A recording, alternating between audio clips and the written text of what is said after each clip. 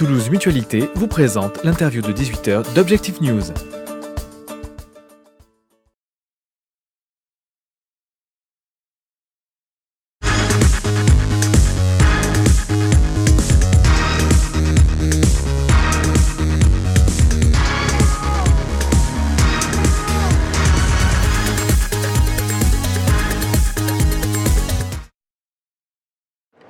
Bonjour et bienvenue dans le Club Éco d'Objectif Aquitaine, émission spéciale Vinexpo. Aujourd'hui, nous accueillons Paul Fabre. Bonjour. Bonjour. Vous êtes le directeur de l'interprofession des vins du Sud-Ouest France. On va démarrer cette interview de manière très simple. Dites-nous de quoi parle-t-on quand on parle des vins du Sud-Ouest finalement? Que regroupez-vous? Alors, d'abord, l'interprofession des vins du Sud-Ouest France, c'est une interprofession qui regroupe l'ensemble des appellations qui se situent entre l'Aveyron, au début du Massif central, et le Pays Basque avec l'appellation Irouléguy. Ce qui veut dire qu'on est sur une partie de Midi-Pyrénées, enfin sur tout Midi-Pyrénées, et sur une partie de l'Aquitaine. Ça, c'est l'interprofession des vins du Sud-Ouest. En revanche, quand on parle de vins du Sud-Ouest, on pourrait dire que nous sommes sur un double axe, un axe Aveyron-Pays Basque et un axe Toulouse-Bergerac, dont les vins du Sud-Ouest, globalement, ce sont les vins on les intègre au-delà de nos vins, les vins de Bergerac, Musée, Marmande, Duras. D'accord, donc très grande superficie, très grande diversité donc, dans les produits également. Tout à fait. Alors le Sud-Ouest, il faut savoir que le vignoble du Sud-Ouest, c'est le 4e vignoble de France. Ce qui veut dire que finalement, c'est un grand vignoble, un vignoble qui compte. Ceci étant, il faut constater qu'il y a une grande diversité d'appellations. Donc tout le monde n'a pas conscience nécessairement de cette identité. Et puis le Sud-Ouest, c'est aussi le premier vin à IGP blanc de France, avec les côtes de Gascogne qui exportent plus de 70% de leur volume. Donc il y a une véritable force économique au sein de ce Sud-Ouest. Est-ce qu'on peut donner quelques chiffres pour quantifier finalement l'interprofession et combien de producteurs par exemple? Alors on est sur environ 10 000 producteurs, on est sur le 4e vignoble de France, on est sur un chiffre d'affaires global de l'ordre de 1 milliard d'euros. Et puis après, c'est un bassin d'emploi important en termes de salariés. Okay. Quelles sont vos priorités ou vos défis finalement pour les prochaines années? Est-ce qu'on parle d'export? Est-ce qu'on parle de présence sur le marché national? Quels sont un peu les challenges qui vous attendent? L'année 2013 a été une année un peu de stabilisation, où on a réfléchi à nos programmes d'action. 2014 jusqu'à 2018, c'est un nouveau programme qui s'enclenche. On va se développer très fortement au Canada, aux États-Unis, qui étaient nos marchés classiques finalement sur le Grand Export. Maintenant, nous démarrons des actions au Japon et en Chine. Là, c'est 2 pays qui sont nouveaux. Ce qui veut dire quand même qu'on renforce notre programme d'action au Grand Export. Et puis là, nous sommes en train de travailler, mais dans la continuité, sur les programmes Angleterre et Allemagne. Là, on va stabiliser ce volet-là. Et puis en France, il y a un certain nombre d'actions que nous ne faisions pas jusqu'à présent, notamment en grande distribution, que nous déclenchons à partir de début 2014. Donc on va dire que cette période va être le début d'un nouveau programme, d'un grand programme très actif.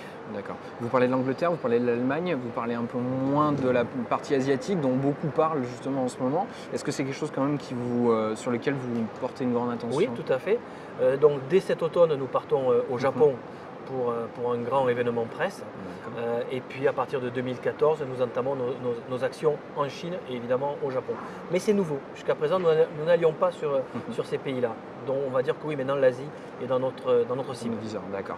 J'aimerais qu'on parle du rapprochement qui est en train de s'opérer avec Cahors, puisque jusqu'à présent vous travaillez un peu de manière séparée.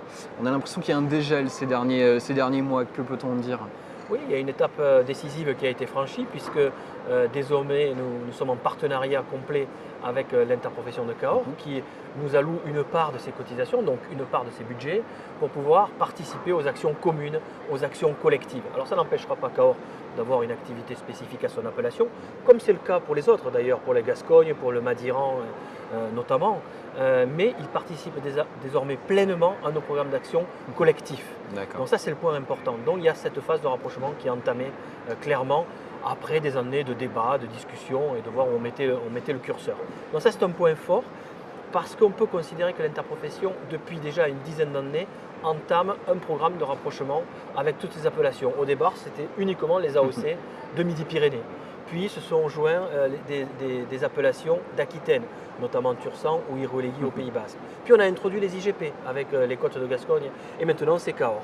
Et d'ailleurs, ce rapprochement n'est pas terminé puisqu'on discute avec les autres appellations du Sud-Ouest. D'accord. Bergerac notamment? Oui, Bergerac, Buzet, Marmande, Duras, on a entamé un travail de concertation.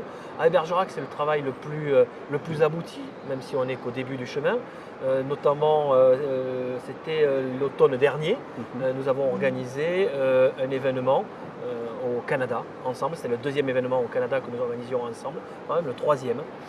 Donc maintenant on commence à travailler ensemble depuis de nombreuses années et on espère que d'autres vignobles vont pouvoir se joindre parce que finalement pour le consommateur, qu'il soit français ou étranger, le Sud-Ouest c'est un ensemble et il faut le défendre en commun. Ça fait sens effectivement vu de l'étranger, Sud-Ouest? Ça fait sens, oui ça fait sens. Alors, oui, ça fait sens parce que j'ai discuté d'ailleurs récemment avec la Société des alcools du Québec, qui est le premier acheteur de vin dans le monde, qui disait que les acheteurs, les consommateurs, voyaient d'abord Sud-Ouest.